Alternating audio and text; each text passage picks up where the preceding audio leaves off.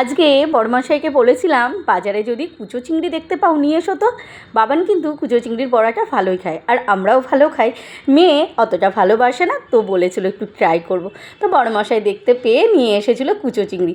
ভালো করে ধুয়ে নিলাম, তার ভেতরে দিয়ে দিলাম রসুন কুচানো, পেঁয়াজ কুচানো আর লঙ্কা কুচানো, দিয়ে দিয়েছি কাশ্মীরি রেড চিলি, হলুদ, বেসন, আর দিয়ে দিয়েছিলাম চালের গুঁড়ো। তো চলো ভালো করে মেখে নিই। তোমরা কারা কারা ভালোবাসো, কীভাবে বানাও অবশ্যই ট্রাই করো। আমি কিভাবে বানাই সেটা ট্রাই করলাম। এটা আমার মায়ের দেখে শেখা, মা এইভাবেই করতো, তাই ভাবলাম মায়ের মতনই আমি করি। তো ম্যাক্সিমাম রান্নাগুলো মায়ের থেকে যেগুলো আমার জানা সেরকম মায়ের মতন করেই চেষ্টা করি করার। মা খুব ভালো রান্না করতো। তো এইটা কিন্তু আমি ফার্স্ট টাইম করলাম। ঘরে নেড়ো গুঁড়ো ছিল, তাই ভাবলাম কিছু নেড়ো গুঁড়ো দিয়ে কোট করে ভাজি আর কিছুটা এমনি ভাজি, কোনটা খেতে ভালো লাগবে দেখি।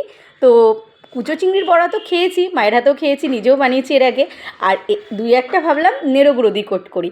তো জানো তো দুটোই খেতে দারুণ হয়েছিল। তোমরা নেড়ো গুঁড়ো দিয়ে যারা ট্রাই করোনি একবার করতে পারো। তোমাদের এই রেসিপিটা কেমন লাগলো জানিও। তো সবাইকে টাটা, পর ভিডিওতে